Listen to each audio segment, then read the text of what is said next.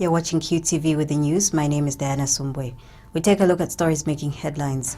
The Constitutional Court has overturned the High Court's decision to nullify the election of Finance Minister Margaret Mwanakatwe as Lusaka Central Member of Parliament. The African Development Bank has released $200 million United States dollars for the construction of small dams across the country. And General Education Minister David Mabumba says investigations into exam malpractices will be concluded within the course of November. And now the news in detail. The Constitutional Court has overturned the High Court's decision to nullify the election of Finance Minister Margaret Mwanakatwe as Lusaka Central Member of Parliament. This was after it found merit in 10 out of 11 grounds of appeal by Mrs. Mwanakatwe, whose election was petitioned by UPND losing candidate Charlotte Scott. Delivering judgment, Constitutional Court Judge Annie Stali ruled that High Court Judge Mwinde Siavwapwa directed himself when he dismissed the 10 grounds of appeal. Justice Stali says in dealing with election petitions, the petitioner is required to provide the highest standard of clarity of proof of acts that contravene Section 97 Cap 2B of the Electoral Act. She states that such evidence must clearly spell out how such acts prevented electorates from choosing their preferred candidate and therefore warranting a nullification of the election. Justice Stali says after examining the grounds of appeal, heads of arguments and the High Court ruling, it was the court's considered view that the highest standard of clarity of proof was not provided. She has since ruled that Mrs. Mwanakatwe was duly elected as Lusaka Central Member of Parliament. And speaking shortly after the ruling, Mrs. Mwanakatwe described the court's judgment as awesome landmark decision. She says it has been a long journey for her and her team to finally see a finality to the case. Mrs. Mwanakatwe says the Constitutional Court has proved that the ruling Patriotic Front is the true owner of the Lusaka Central constituency and that it is now time to go back and continue working for the people. Awesome.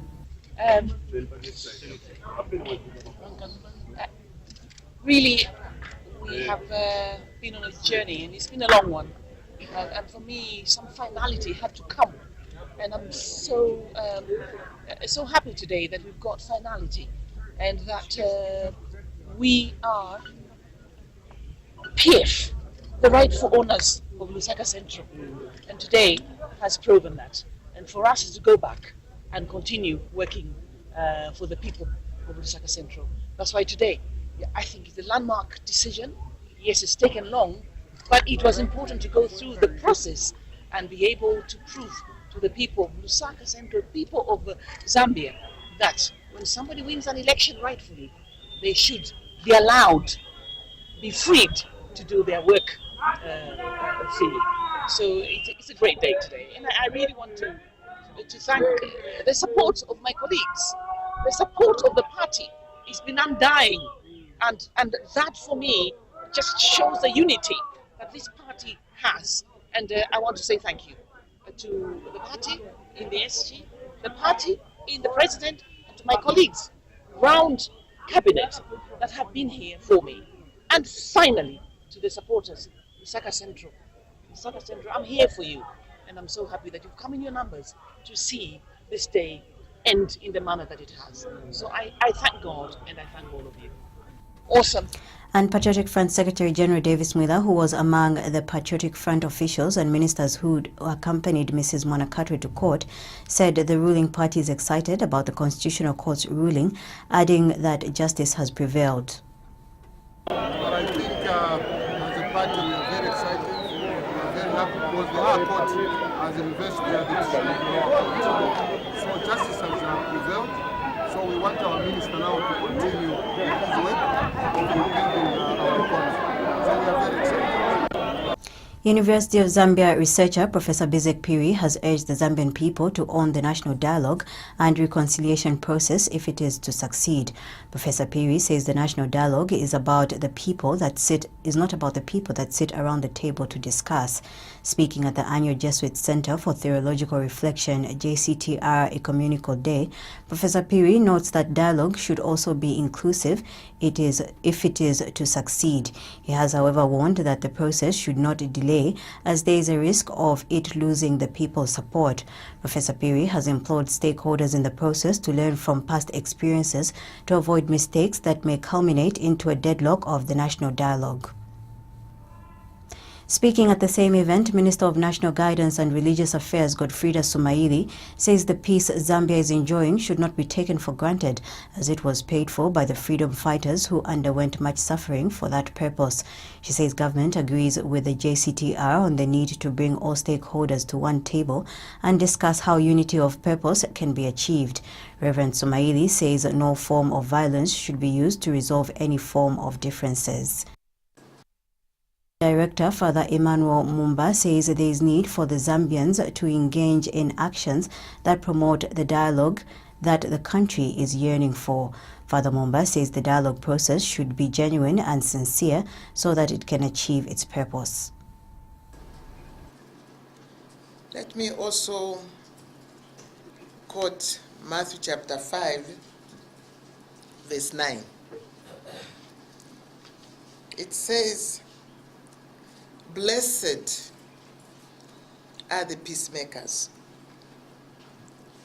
for they shall be called sons of God." There is a power in bringing people together, in championing peace.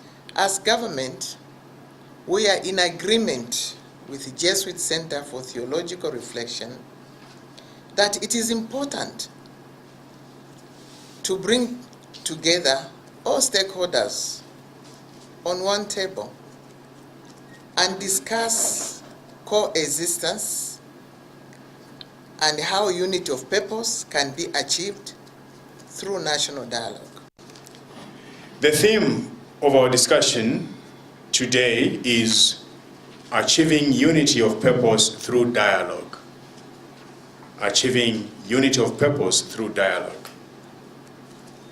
I think all of you are aware that in the recent past, our country has experienced politically motivated violence and divisions, which have made many question the relevance of our One Zambia, One Nation motto because of what has happened, especially before the last elections and during and then afterwards. Many people have looked at the violence that occurred and the divisions that have been planted, and those things have started putting into question what we have held strong, what we have believed in for many years in One Zambia and One Nation. And so today's theme, the theme of our discussion. The African Development Bank, AFDB, has released $200 million United States dollars for the construction of small dams across the country. Minister of Water Development, Sanitation and Environmental Protection Permanent Secretary Ed Chomba says the small earth dams are aimed at increasing water supply to the general citizenry. Bishop Chomba says the earth dams, which will be spread across the country, will also support irrigation schemes in many parts of the country. In an interview with Zanis Inindola, Bishop Chomba says the project, which is at consultation level, will commence before the rains intensify. He says the project will fully support the irrigation agenda, which the Ministry of Agriculture is spearheading, thus upsurging food security in the country. The Permanent Secretary states that apart from the World Bank project, which is partially done and has seen the development of Masakushi and Momboshi irrigation schemes in Mufulira and Chiwambo districts, government intends to increase areas under irrigation through the AFDB project.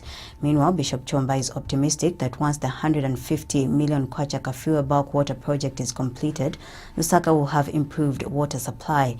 Bishop Chomba has told QTV News in an interview that 90% of the works on the project, which is aimed at pumping water for consumption from Kafue to Lusaka, have so far been done. Going forward, this is what we've done. We identified Kanyama settlement as an epicenter where majority of cholera vibrio was a great outbreak. So what we've done, we put in China Siva there to reticulate the wastewater and put people on tap water. I'm glad to report that the works are about 70% now. People will be on tap water in Kanyama. But that is only halfway salvation, if you like. into the whole entire jigsaw puzzle, because Kanyama sits on what we call the second largest aquifer of water. Now, without a recycling system, even the clean and fresh water that we give to the people in Kanyama goes down. So what we have thought and known is that the Kolera vibrio has just gone to sink down. It is incubating now. General Education Minister David Mawumba says investigations into examinations malpractice that resulted in the suspension of the grade 7, 9 and 12 final examinations will be concluded within the course of November. Mr. Mawumba says the action that will be taken against those found wanting will send a signal to those who would want to and who engage in exam malpractice. Delivering a ministerial statement in Parliament, Mr. Mawumba called on members of Parliament to assist the ministry in identifying those that engage in examination malpractices and in spreading the message on the effects of pupils or teachers engaging in such vices.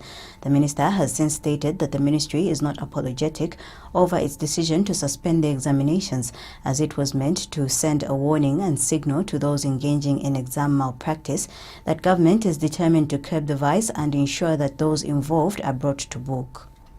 I just want to send a signal that we have trusted and deposited our trust in our school administrators to manage these exams, and therefore what happened was a very disturbing element. And on the part of the Minister of General Education, from an administrative point of view, Honourable Speaker, we hope to conclude all these cases within the month of November so that we can send a strong signal to would-be perpetrators of examination malpractice at Anderson. Honourable Member for Langwewu. Thank you, Mr. Speaker. Mr. Speaker, in the past few years, the 3 provinces that have been mentioned in the statement today have been recording very good results at grade 7, grade 9, and grade 12. So we can therefore conclude that these good results they have been recording is as a result of leakages. And if you go to higher learning of institutions like University of Zambia today, you will discover that most students who are given places are from these 3 provinces. So, Minister, do you think this is a ploy by some people to advantage these 3 provinces to acquire places at higher learning institutions? Thank you. Honourable Minister of General Education. Honourable Speaker, obviously when you look at the trend of the leakages and on the basis of what my colleague has said, it didn't go beyond these 3 provinces, Honourable Speaker. For me, what has been happening historically and going forward is very unfortunate, Honourable Speaker. Meanwhile, the Teaching Council of Zambia has warned teachers who will be found wanting in the ongoing investigations into examination malpractice that they face deregistration. Council spokesperson Ngoza Malonga says any involvement by teachers in such acts is in breach of the Code of Ethics for the Teaching Profession and the Teaching Profession Act No. 5 of 2013. Ms. Malonga says the Teaching Council of Zambia greatly regrets the alleged involvement of some teachers in the leakage of examination papers. She states that the occurrence of examination malpractices at any level of education poses a great threat to the validity and authenticity of credentials. Home Affairs Minister Stephen Kampyongo has disclosed that a total of 852 foreign nationals in the country own firearms as of 30th September 2018. Mr. Kampyongo says the 852 firearms are licensed and are being owned legally. He says law enforcement agencies ensure that the right and correct procedure are followed before allowing any person to own or be in possession of a firearm, which include assessment and background checks. And Mr. Kampyongo says his ministry has no immediate plans to issue a statutory instrument restricting the use of firearms in public places. He has, however, stated that even though there are no plans to issue a statutory instrument to restrict the use of firearms in public places, the Firearms Act is in place to ensure the punishment of anyone using a firearm in an unacceptable manner. The Center for Trade Policy and Development, CTPD, says the Zambia Police Service should clearly state what it considers to be a political discussion and if it is a crime to discuss political issues. Speaking at a media briefing in Lusaka, CTPD Executive Director Isaac Mwaipopo says the recent detention of CTPD staff and 5 pastors in Ndola was uncalled for. Mr. Mwaipopo says the meeting was non-political but meant to deliberate on the proposed 2019 national budget. He says police should clearly define what constitutes political issues, which are neither subject to discussion nor scrutiny. Mr. Mwaipopo states that at no point did the post-budget discussion in Ndola divert to a political discussion. The meeting was to discuss the proposed 2019 national budget. The first presentation was an actual analysis that has been done by the Center for Trade Policy and Development. We were then to have a second presentation that was to focus on issues around illicit financial flows and how they impact negatively on domestic resource mobilization. And the third presentation was to focus on key issues around promoting accountability in the management of natural resources. What we do not have is the information of what they're classifying to be political, because if we look at the content, it's the same content that we've been sharing with everyone. It's just a detailed analysis that we did of the budget, and in engaging the pastors, it was just to have a conversation so that they can have an idea in terms of what is contained in the budget. Should they have questions or clarifications, then we engage in a conversation. Maybe when people are asking questions and engaging in conversation, maybe to the police it's interpreted as political. We do not know what they define to be political, and we also do not know if it's a crime for people to discuss what might be termed as political. So it would also be good if the police can define what they term as political, and if at all it's a crime in our setup, because what we were presenting there was the 2019 national budget in terms of the estimates for revenue as well as estimates for expenditure. The meeting was to The board chairperson Isaac Mundia has emphasized that CTPD is a non-partisan organization. Mr. Mundia has further clarified that the acceptance by CTPD members of staff to settle for a lesser charge does not by any means entail that the center accepts that the meeting was political as alleged. He has further refuted reports that the center went to meet the Copperbelt Province Minister or the Provincial Police Commissioner to beg for lenience. Mr. Mundia says there was no illegality of any malice in CTPD having the meeting with Ndola faith leaders, as it was the same presentation CTPD presented and submitted to the expanded Parliamentary Committee for budget estimates as well as the NGO WASH Forum. Would like to make it very clear that at no point did any member of the CTPD board or staff meet either the minister or the Copperbelt Police Commissioner to beg for leniency. On the other hand, the Office of the Vice President has confirmed the outbreak of cassava brown streak disease in Mwinilunga district of Northwestern Province, which causes cassava to rot. Minister in the Office of the Vice President, Sylvia Chalikosa, has told Parliament that the Disaster Management and Mitigation Unit, in collaboration with the Ministry of Agriculture, are conducting an assessment to determine the extent of the disease before a decision is made on whether to give the affected people relief food or not. Ms. Chalikosa says that the outbreak was discovered by the Zambia Agriculture Research Institute, ZARI. She says the Office of the Vice President has also received reports of the outbreak of the same disease in Wapula, Muchinga and northern provinces, where the assessment to know the extent of the problem will also be extended. Ms. Chalikosa was in response to a question by Mwinilunga Member of Parliament Newton Samakai, who wanted to know whether government was aware that residents of Mwilabumba area in Mwinilunga district are threatened with starvation due to the outbreak of the cassava disease. The name of the disease is the cassava brown streak disease that causes the roots of the crop to rot. The cause of this disease has been established by the Zambia Agriculture Research Institute, ZARI, as infected planting materials from a neighboring country. The Disaster Management and Mitigation Unit in the Office of the Vice President, working together with the Ministry of Agriculture, will conduct an assessment in order to determine the extent of the problem and determine the required intervention, which may include relief food provision. Mr. Speaker, it is important to note that reports have also been received from districts in Wakula, Chinga, and Northern provinces, and the assessment will be extended to all the affected districts in the three provinces. In C, as to when the relief food will be distributed, this will be determined by the findings from the assessment. Beyond the provision of relief food, government through the Ministry of Agriculture is planning the following: 1, to provide disease-free planting materials; 2, to limit movement of planting materials from areas where the disease has been detected to disease-free areas; and 3, training of extension staff and farmers on disease management through field phytosanitation, clean seed systems, and quarantine systems.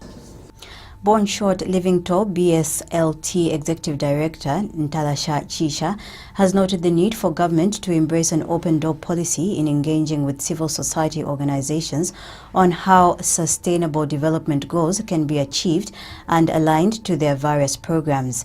And Pastor Chisha has commended Health Minister Dr. Chitalu Chirufya for his commitment in ensuring that the health sector undergoes massive transformation. He says efforts by government through the Ministry of Health to attain Sustainable Development Goal number 3 on ending the epidemics of HIV/AIDS, tuberculosis, malaria, and other communicable diseases by 2030 is commendable. Pastor Chisha has noted that supporting research and development for vaccines is an essential part in ensuring that SDG number 3 is attained. He has since appealed to other government ministries to take a leaf from the Minister of Health and align their mandates in ensuring that SDGs are attained through embracing an open-door policy. Following what we had recently witnessed, which was a surgical transplant of the kidneys at the University Teaching Hospital, a sign that government is making efforts in ensuring that this nation attains SDG goal number 3, which talks about good health and the well-being of people. We want to commend Minister of Health, Honorable Chitalu Chirufya, for the transformative measures that the health sector has seen in this nation. We have also observed as an organization the massive infrastructure development as well as personnel, where we've seen doctors being specialized in different fields in order to meet the needs of the general populace. We have to note that if such a surgical operation was undertaken abroad, government would have incurred losses and would have incurred costs in sending both the beneficiary and the one that had donated the kidney abroad for specialized surgery.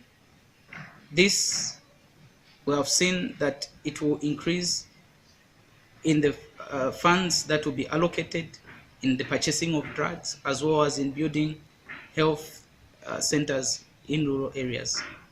We want other ministries in government to take a leaf at what is happening at the Ministry of Health in ensuring that the SDGs are attained. And by doing so, we are urging them to have an open door policy with civil society organization. This open door policy, which will make us as a civil society organization to exchange notes with them and see how best the SDGs can be implemented in their various programs. Following Lusaka Mayor Miles Sampa says he is still committed to fulfilling the election campaign promises he promised to accomplish in 100 days. Mr. Sampa says these are in fact the promises he is currently concentrating on more than anything else. In an interview with QTV News, Mr. Sampa says with only 10 days remaining before he clocks 100 days in office, most of what he promised has actually been accomplished. He has cited the removal of heaps of uncollected garbage in the city as one such promise. Mr. Sampa adds that the process of installing free Wi-Fi has also begun. Mr. Sampa states that the council's procurement team is currently evaluating bids for the provision of free Wi-Fi. He has also hinted at plans to introduce a commuter train for Lusaka City before the 100 days comes to an end. The things that we promised in the 100 days, those are the ones I'm concentrating on. They are long-term and short-term. So 100 days, I think there's 10 days to go. Most of those I promised to do in the 100 days have been done already. We've removed the heaps of garbage. We started removing Wi-Fi. We've started the process. I said we'll start the process. I didn't say the entire Lusaka will be done in 100 days. No, I said we'll start, and we've started. The procurement team is evaluating bids to give the long-term provider of free Wi-Fi for Lusaka. So I've achieved that. We're starting, and we said we'll look at the feasibility study for a train in Lusaka. That before the 100 days is done, I will avail the plans for the train. So we are on course for the 100 days, and after that, we'll go to the long term. The things that Vice President Inonge Wina has been praised for acknowledging that poverty in rural areas is on the increase in the country. UPND Chairperson for Rural Development, Mono Mapani, says he is happy and thankful that the Republican Vice President has finally agreed with his party's observation. Mr. Mapani, however, states that it is not good enough for the Vice President to merely acknowledge a fact without providing solutions to the problem. In an interview with QTV News, Mr. Mapani says he does not think that people in the rural area should be treated as second-class citizens in a manner government is allegedly treating them. He believes that people in rural areas are not any different from those in the urban areas and therefore should not be classified. Mr. Mapani says government should take the same development it is bringing about in urban areas to rural areas. We have been making these pronouncements for quite some time now, and that she listened and she issued a statement concerning the same. We are very, very happy. However, we want to advise the Vice President that the people in the rural setups are no different from the people in the urban setup. They are all citizens of this country. And the people in the rural setups, the way you are intending to bring development, which you are failing, of course, as Patriotic Front, in the urban setup, that's exactly what's supposed to happen in the rural setups. And the people in the rural setups, if we are to be very specific and very critical, these are the people who are producing food for the living Zambians. And we need to take keen interest to the rural setups. The amenities that the Patriotic Front are trying to give to the people at the urban level should be the same that ought to be given to the rural setup. And we know very well that the rural setup in this country under the Patriotic Front regime has been forgotten. The Zambia Council for Social Development, ZCSD, has urged women politicians in the country to emulate late freedom fighter Mama Kankasa's courage and dedication to fighting for her nation. ZCSD Acting Executive Director Pascal Walia says Zambia today needs courageous and committed men and women who can stand for the nation as Mama Kankasa did if the nation is to achieve economic independence and improve people's well-being. Mr. Walia says Mama Kankasa's selfless contribution to the core of the independence struggle and her dedication to nation building is the reason her life is being celebrated. He says Mama Kankasa was a great revolutionary who had a vision of a free and better Zambia.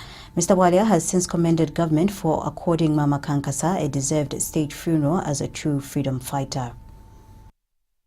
As the Zambia Council for Social Development, we would like to add our voice to celebrate the life of our fallen hero, the late Mama Kankasa, on her passing on.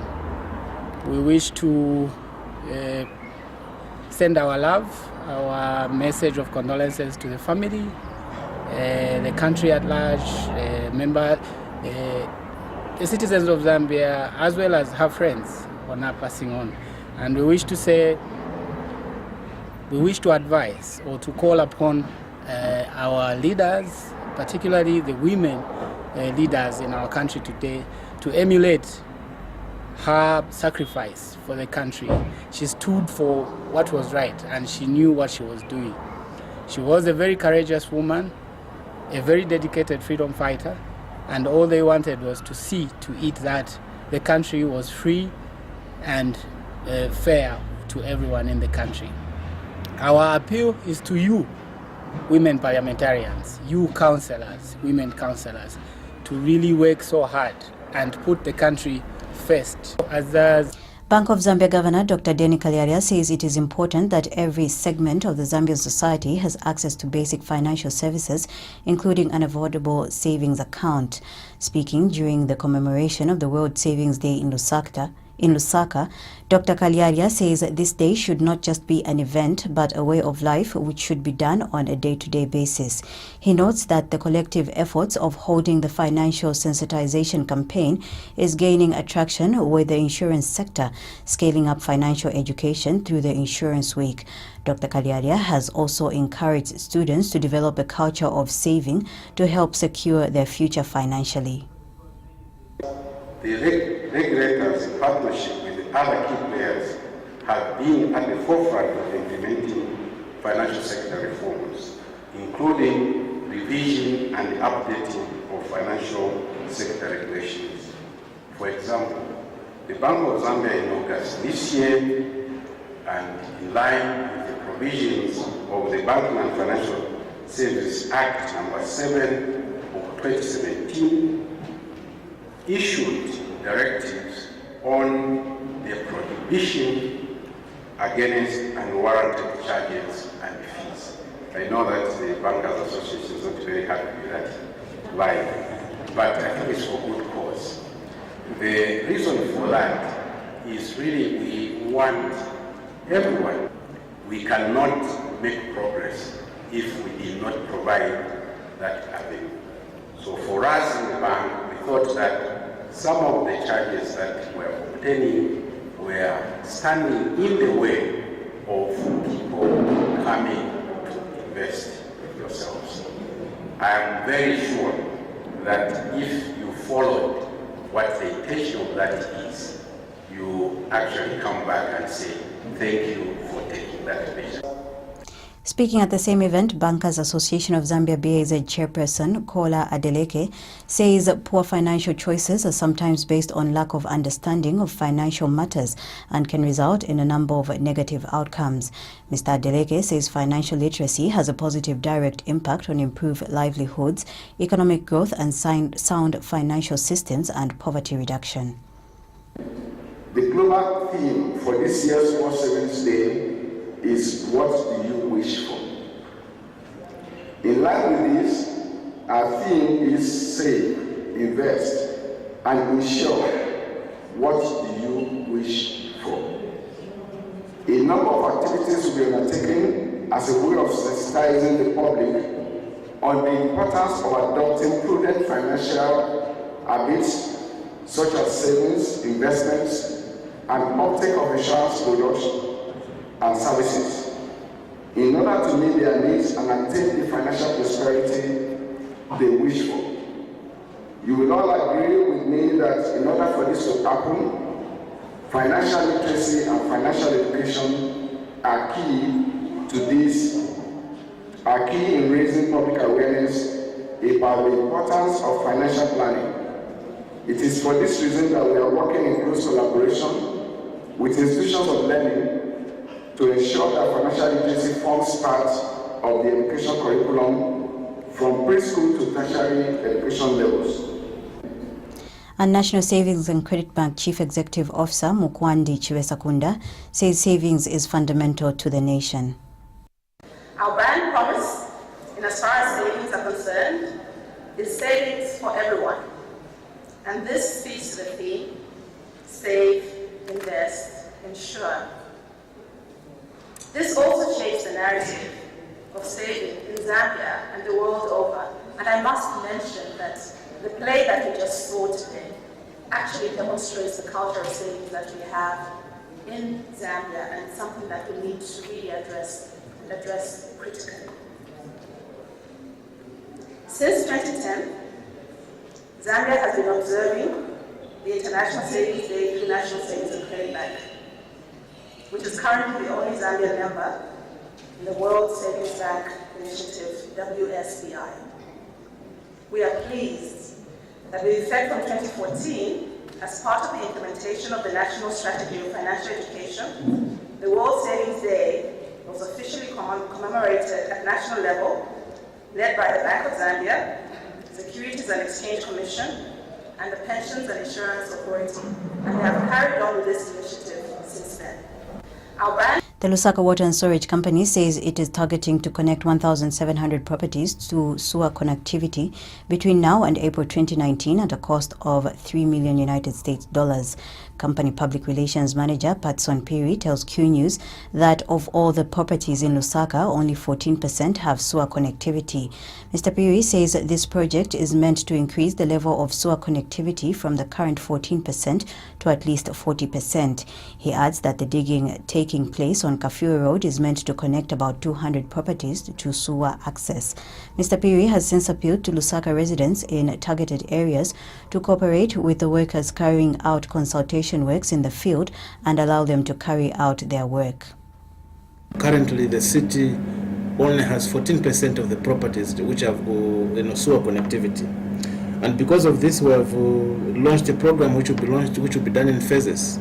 So, under the first phase, we are constructing 100 public toilets, but the most important is that currently we are doing sewer connectivity along Kafue Road, where we will connect 200 properties. Then Chaisa, Emersdale, Matero, and a little bit of the surrounding areas will be connecting a total of about 1,500 properties.